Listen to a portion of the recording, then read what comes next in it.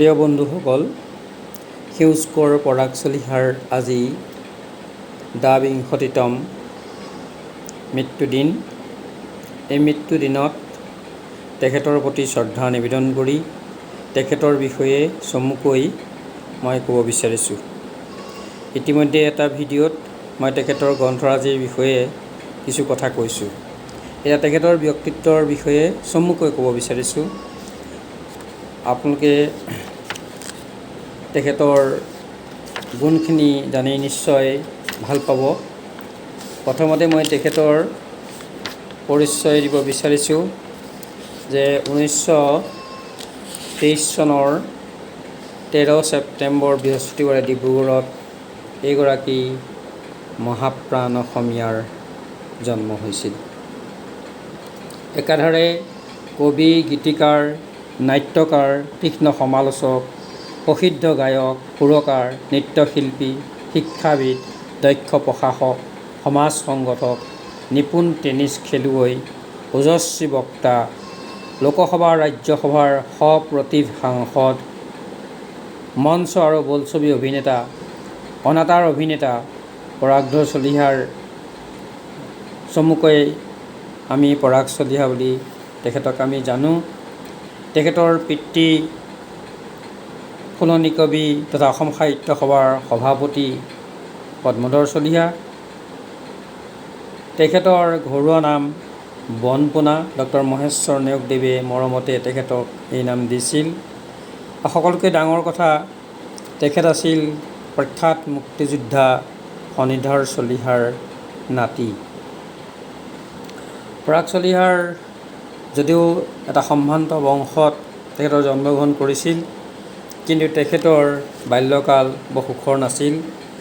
দৰিদ্ৰতাৰ কৰাল গাসত সমগ্ৰ পৰিয়ালটো পৰিছিল, যাৰ কাৰণে একমাত্ৰ মাতৃ সুপ্ৰভা চলিহাই মানুহৰ ওচৰত দয়া ভিক্ষা কৰি পৰাগ চলিহাক স্নাতকোত্তৰ পৰ্যন্ত পঢ়াৰ ব্যৱস্থা কৰিছিল।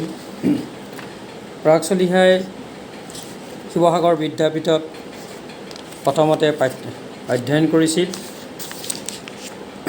তাৰপিছত তেখেতে ক্ৰমান্বয়ে কটন কলেজ, তাৰপৰা কলিকতাত তেখেতে অধ্যয়ন কৰিছিল। মই এতিয়া তেখেতৰ বিষয়ে ক'ব বিচাৰিছোঁ। তেখেতৰ জীৱনপঞ্জী 13 ছেপ্টেম্বৰ 1923 চন, ডিব্ৰুগড়ত তেখেতৰ জন্ম। পিতৃ পদ্মধৰ চলিহা, অসম সাহিত্য সভাৰ ভূতপূৰ্বৰ সভাপতি, ফুলনি কবি, সাহিত্যিক তথা অধ্যক্ষ, শিৱসাগৰ কলেজ। মাতৃ সুপ্ৰভা চলিহা। 1928 চনত শিৱসাগৰ বিদ্যাপীঠত শিক্ষা জীৱনৰ পাতনি। ইয়াৰ পিছত গুৱাহাটী উজান বজাৰৰ মাণিক চন্দ্ৰ মধ্য ইংৰাজী বিদ্যালয়ত অধ্যয়ন। 1940 চনত শিৱসাগৰ চৰকাৰী উচ্চতৰ মাধ্যমিক বিদ্যালয়ৰ প্ৰথম বিভাগত হাইস্কুল শিক্ষান্ত পৰীক্ষাত উত্তীৰ্ণ।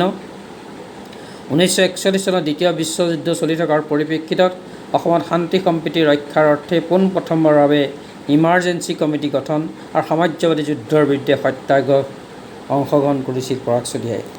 1942 চনত যোৰহাট জগন্নাথ বৰুৱা মহাবিদ্যালয়ৰ পৰা প্ৰথম বিভাগত আই এ পৰীক্ষাত উত্তীৰ্ণ হৈছিল। ভাৰত ত্যাগ আন্দোলনত সক্ৰিয় অংশগ্ৰহণ কৰিছিল। উজনি অসমৰ বিভিন্ন গাঁৱত বানৰ সেনা নামে বাহিনী গঠন কৰিছিল আৰু শিৱসাগৰৰ তেজপুৰত তেখেতে কাৰাবাস খাটিবলগীয়া হৈছিল।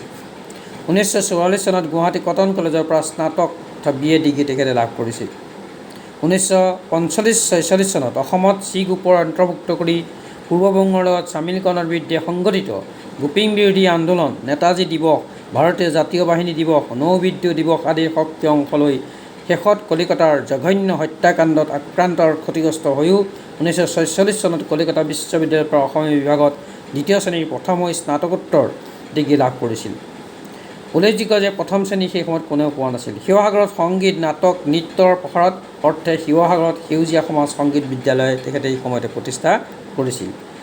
উল্লেখযোগ্য যে কলিকতাত তেখেতে আইনী দিৱসত অংশগ্ৰহণ কৰোঁতে তেখেতে পুলিচৰ লাঠিৰ কোব খাবলগীয়া হৈছিল খুব কৰোণভাৱে। এই কথাটো আপোনাক ক'ব বিচাৰিছোঁ। তাৰপিছত 1947 চনত সংঘটিত সাম্প্ৰদায়িক সংঘৰ্ষৰ সময়ত সাম্প্ৰদায়িক শান্তি আৰু সম্প্ৰীতি ৰক্ষাৰ অৰ্থে আত্মনিয়োগ কৰিছিল।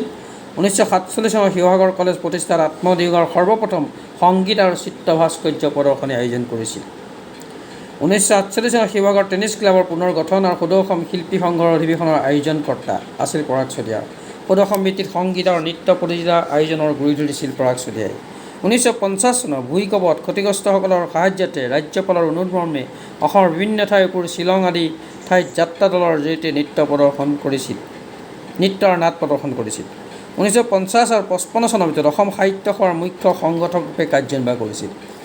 উল্লেখযোগ্য যে অসম সাহিত্য সভাৰ তেখেত সম্পাদক হৈছিল আৰু 6 বাৰকৈ তেখেতে উপ-সভাপতি পদ অলংকৃত কৰিছিল। 1954 চনত শিৱসাগৰ নৈতিক আৰু আধ্যাত্মিক বিদ্যালয় তেখেতে প্ৰতিষ্ঠা কৰিছিল। 1954-62 চনত শিৱসাগৰৰ প্ৰথম ষ্টেডিয়াম শিৱসাগৰ কলেজ ষ্টেডিয়াম তেখেতে নিৰ্মাণ কৰিছিল। 1955-56 চনত অসম সাহিত্য সভাৰ প্ৰধান সম্পাদকৰূপে দায়িত্বভাৰ গ্ৰহণ। 1956-59 চনলৈকে অসম সাহিত্য সভাৰ 6টা কাল উপ-সভাপতি আৰু ভাৰপ্ৰাপ্ত সভাপতিৰূপে তেখেতে দায়িত্ব গ্ৰহণ কৰিছিল। 1958 আৰু 60 চনত সৰ্বভাৰতীয় সংগীত নাটক একাডেমীৰ কাৰ্যনিৰ্বাহক সদস্য। 1958 আৰু 68 চনত শিৱসাগৰ ক্ৰীড়া সন্থাৰ প্ৰধান সম্পাদক। 1958-60 চনত পশ্চিমবংগ বিত্তীয় নিগমৰ সঞ্চালকৰূপে কাৰ্যনিৰ্বাহ কৰা একমাত্ৰ অসমীয়া ব্যক্তি আছিল পৰাগ চতিয়া। অসম ফুটবল সন্থাৰ আৰু ক্ৰিকেট সন্থাৰ উপ-সভাপতি আছিল পৰাগ চতিয়া। 1960-63 চনত ভাৰতীয় জীৱন বীমা নিগম বম্বে, এতিয়া বৰ্তমান মুম্বাইৰ সঞ্চালক পদত নিযুক্ত লাভ কৰা প্ৰথমগৰাকী অসমীয়া ব্যক্তি আছিল সেউজ কোঁৱৰ পৰাগ চতিয়া। 1962 চনত চীনা আক্ৰমণৰ প্ৰতিৰোধ সমিতিৰ সম্পাদকৰ দায়িত্ব গ্ৰহণ কৰি পৰাগ চতিয়াই সাহসিকতাৰ ভূমিকা গ্ৰহণ কৰিছিল। সাহসেৰে সেই সময়ত তেখেতে কাৰ্যনিৰ্বাহ কৰিছিল। 1962 চনত ডিব্ৰুগড় বিশ্ববিদ্যালয়ৰ পৰামৰ্শদাতা সমিতিৰ তেখেত তথা এক্সিকিউটিভ কাউন্সিলৰ আছিল সদস্য। 1964 চনত ভাৰতীয় জীৱন বীমা নিগমৰ পূব মণ্ডলৰ পৰিষদৰ অধ্যক্ষৰূপে দায়িত্ব পালন কৰিছিল পৰাগ চতিয়াই। এই পদতো একমাত্ৰ অসমীয়া ব্যক্তি আছিল চলিহা দেৱী। 1966-70 চনত গুৱাহাটী বিশ্ববিদ্যালয়ৰ এক্সিকিউটিভ কাউন্সিলৰ হৈছিল। 1968 চনত ডিব্ৰুগড় বিশ্ববিদ্যালয়ৰ প্ৰথমগৰাকী লক্ষ্মীনাথ বেজবৰুৱা অধ্যাপক তথা অসমীয়া বিভাগৰ মুৰব্বী অধ্যাপক আছিল পৰাগ চতিয়া। 1979 চনত ঐতিহাসিক ৰংঘৰ বাকৰিত 7 ভনী ৰঙালী বিহু উৎসৱ উদযাপন, 6 বছৰীয়া অসম আন্দোলনৰ সক্ৰিয় অংশগ্ৰহণ, শিৱসাগৰ মহকুমা গণসংগ্ৰাম পৰিষদৰ সভাপতিৰূপে অসম আন্দোলনৰ সবল ভূমিকা। 1982 চনত ৰাষ্ট্ৰীয় নিৰাপত্তা আইনত যোৰহাট জেলত 8 দিন। 1983 চনত একে আইনৰ অধীনত 28 দিন। পুনৰ 1983 চনত জামিনবিহীনভাৱে 107 ধাৰাত 32 দিন জেল জীৱন কটাব লগা হৈছিল পৰাগ চতিয়াই। সভাই সমিতিয়ে তেজাল বক্তৃতা দি অসম কেন্দ্ৰীয় চৰকাৰে কিদৰে উপেক্ষিত হৈ আহিছে সেইবোৰ কথা যুক্তিসংগতভাৱে ৰাইজক বুজোৱাত সফল হৈছিল পৰাগ চতিয়া। আন্দোলনত অপৰিসীম কষ্ট কৰাৰ বাবে 1980 চনৰ পৰা 1985 চনলৈ চলিহাদেৱে ছবাৰ চিকিৎসাধীন হ'ব লগা হৈছিল। শিৱসাগৰ কলেজৰ অধ্যক্ষ পদৰ পৰা অৱসৰ গ্ৰহণ আৰু নৱগঠিত আঞ্চলিক দল অসম গণ পৰিষদত যোগদান 1985 চনত। 1985 চনত অনুষ্ঠিত হোৱা নিৰ্বাচনত যোৰহাট লোকসভা সমষ্টিৰ পৰা বিপুল ভোট লাভ কৰিছিল সাংসদৰূপে পৰাগ চতিয়াই। 1991-95 চনত অসম গণ পৰিষদ দলৰ ৰাজ্যিক সভাপতি হৈছিল। 1995 আৰু 99 চনলৈকে তেখেত ৰাজ্যসভাৰ সাংসদ আছিল। 1996 চনত শিৱসাগৰ নাট্য মন্দিৰৰ নিৰ্মাণ কাৰ্য সম্পূৰ্ণ কৰিছিল। প্ৰায় 1 কোটি টকা ৰাইজৰ দান বৰঙণি এই কাম কৰিছিল। উল্লেখযোগ্য যে সেই সময়ত মুখ্যমন্ত্ৰী হিতেশ্বৰ শইকীয়াদেৱে তেখেতৰ চিকিৎসাৰ কাৰণে 5 লাখ টকা যি দান বৰঙণি আগবঢ়াইছিল, সেই বৰঙণিও তেখেতে নাট্য মন্দিৰতে খৰচ কৰিছিল। আৰু তেখেতক 1996 চনত সেউজ কোঁৱৰ উপাধি প্ৰদান কৰা হৈছিল। প্ৰায় 70টাৰ বিভিন্ন সামাজিক সংগঠনে তেখেতক এই উপাধি প্ৰদান কৰিছিল আৰু এই উপাধি প্ৰদান কৰা অনুষ্ঠানত অংশগ্ৰহণ কৰিছিল সেই সময়ৰ সাহিত্য সভাৰ সভাপতি ডক্টৰ লক্ষ্মীনাৰায়ণ বৰাদেৱে। 1997 চনত শিৱসাগৰ পিয়লি ফুকন আৰু চাওলুং চুকাফা ইনডোৰ ষ্টেডিয়ামৰ নিৰ্মাণ কাৰ্য আৰম্ভ কৰিছিল আৰু বৰ্তমান এই ইনডোৰ ষ্টেডিয়ামখন বৰ সুন্দৰৰূপে তেখেতৰ কনিষ্ঠ পুত্ৰই সৌৰভ চলিহাই বাস্তৱত পৰিণত কৰিলে। 1997-98 চনত অসম ৰাজ্যিক সংহতি পৰিষদৰ অধ্যক্ষৰূপেও কাৰ্যনিৰ্বাহ কৰিছিল পৰাগ চলিহাই আৰু 1999 চনত 21 জুন নিশা 12:15 এই বৰ্ণাঢ্য জীৱনৰ পৰিসমাপ্তি ঘটিছিল। পৰাগ চলিহাৰ অকল এই ক্ষেত্ৰতেই নহয়, তেখেতৰ অৱদানসমূহ বিভিন্ন ব্যক্তিয়ে সুন্দৰৰূপে তেখেতক ব্যাখ্যা আগবঢ়াইছে আৰু এই ক্ষেত্ৰত আমি ক'ব লাগিব যে দীপালী বৰঠাকুৰ প্ৰমুখ্যে বহুতো ব্যক্তিক তেখেতে সংগীতৰ জগতলৈ আগবঢ়াত সহায় সাৰথি কৰিছিল আৰু ভালেমান গ্ৰাম্য শিল্পী অভিনেতাক বহিৰ্জগতলৈ উলিয়াই অনাত পৰাগ চলিহাই গৌৰৱবোধক ভূমিকা পালন কৰিছিল। মঘা অভিযান 1948 চনত পোনপ্ৰথম চলিহাদেৱে যোৰহাটৰ শিৱসাগৰলৈ আনি শিল্পী সংঘৰ অধিৱেশনত ৰাইজৰ আগত চিনাকি কৰাই দিছিল। ইয়াৰ পিছতহে ডক্টৰ ভূপেন হাজৰিকা আৰু হেমাংগ বিশ্বাসে ৰাইজৰ মাজলৈ বিশেষভাৱে ৰাছিয়ালৈ লৈ যায়।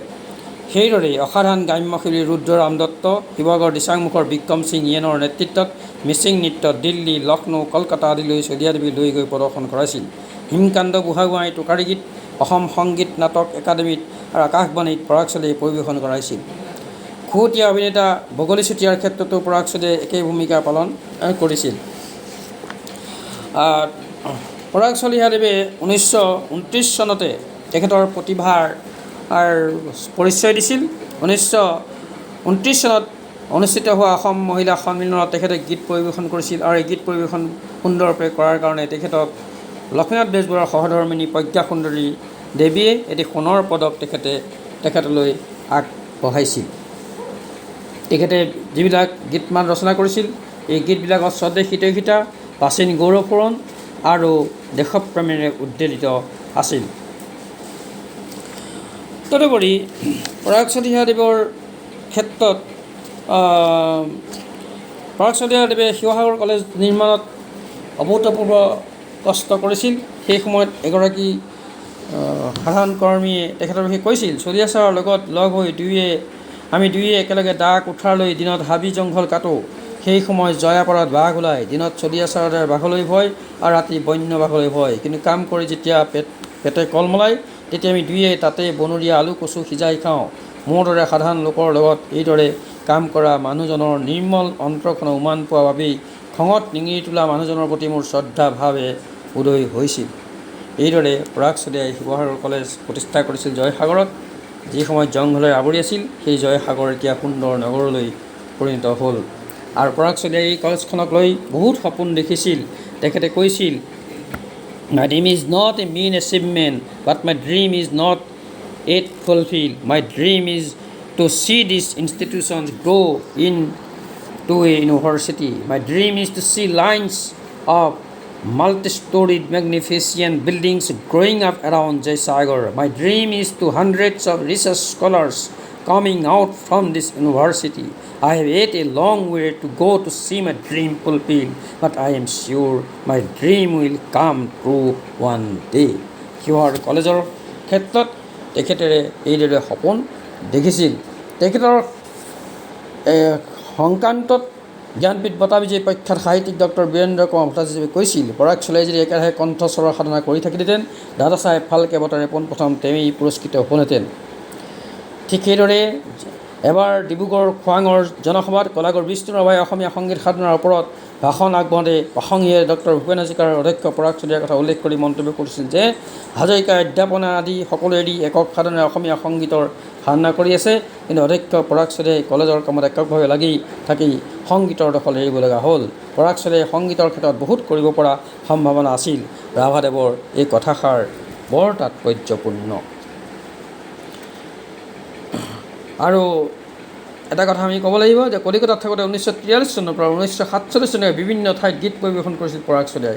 সেই সময়ত বিখ্যাত গায়ক হেমন্ত মুখাৰ্জী, পংকজ মল্লিকৰ লগত ফেৰ মাৰি গীত পৰিৱেশন কৰি চলিহাদেৱে প্ৰশংসা লাভ কৰিছিল। অসমীয়া গীতৰ উপৰি হিন্দী, উৰিয়া আৰু বাংলা ভাষাত গীত পৰিৱেশন কৰি কলিকতাৰ ৰেডিঅ' চেণ্টাৰ আৰু তাৰ মঞ্চসমূহত চলিহাই ৰসাল কৰি তুলিছিল। কলিকতাৰ অল ইণ্ডিয়া ৰেডিঅ'ত বিহুগীত এদনীয়াকৈ গাওঁতা প্ৰথম ব্যক্তিজনো চলিহাদেৱে। তদুপৰি এই ৰেডিঅ' চেণ্টাৰত নিয়মীয়াকৈ গীত পৰিৱেশন কৰাৰ উপৰিও অভিনয় কৰিও প্ৰসিদ্ধি লাভ কৰিছিল। আকাশবাণীক ভালেমান ৰাষ্ট্ৰীয় সংগীত সন্মিলন, নাট্য অনুষ্ঠানত অংশগ্ৰহণ কৰি পৰাগ চলিহাই বিশেষ খ্যাতি লাভ কৰিছিল। অসমৰ লগতে ভাৰতৰ বিভিন্ন ঠাইত অসমীয়া সংগীত নৃত্যৰ অনুষ্ঠান প্ৰয়োজনা আৰু পৰিচালনা কৰিছিল এইগৰাকী মহান শিল্পীয়ে। তদুপৰি 1970 চনত ভাৰত চৰকাৰৰ সাংস্কৃতিক বিনিময় আঁচনিৰ অধীনত চলিহাই পূব জাৰ্মানীত ভ্ৰমণ কৰিছিল। গুৱাহাটী অনাথাৰ কেন্দ্ৰ প্ৰতিষ্ঠা হোৱাত 1952 চনমানলৈকে স্বৰচিত গীতত সুৰাৰূপ কৰি চলিহাই নিয়মীয়াকৈ গীত পৰিৱেশন কৰিছিল। কলিকতাত বহুত ঠাইত পংকজ মল্লিক, হেমন্ত মুখাৰ্জীৰ লগত গীত পৰিৱেশনৰ বাবে চলিহাদেৱেও নিমন্ত্ৰণ পাইছিল। পৰাগ চলিহাই ৰচনা কৰা ভালেকেইটি গীত দীপালী বৰঠাকুৰ, তুলতুল ভৰালী পৰিৱেশন কৰিছিল। গতিকে বহুত কথাই আছে, সকলো কথা ক'বলৈ সময় নহ'ব। পুনৰবাৰ চলিহাদেৱলৈ আমি এই আজিৰ দিনটোত শ্ৰদ্ধা নিবেদন কৰি আমাৰ ক'বলগীয়াখিনি ইমানতে সমাপ্তি ঘটালোঁ। ধন্যবাদ।